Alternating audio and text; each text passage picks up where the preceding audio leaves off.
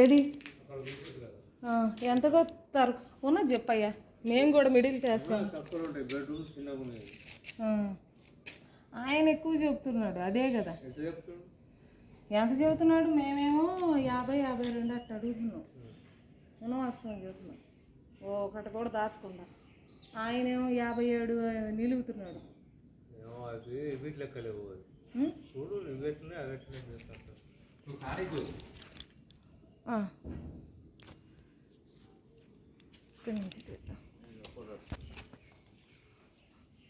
మా అత్తగారు మొన్న వచ్చి చూసింది, నువ్వు అప్పుడు కనిపించిన. మేము ఆ ముందు ఇల్లు చూసాము.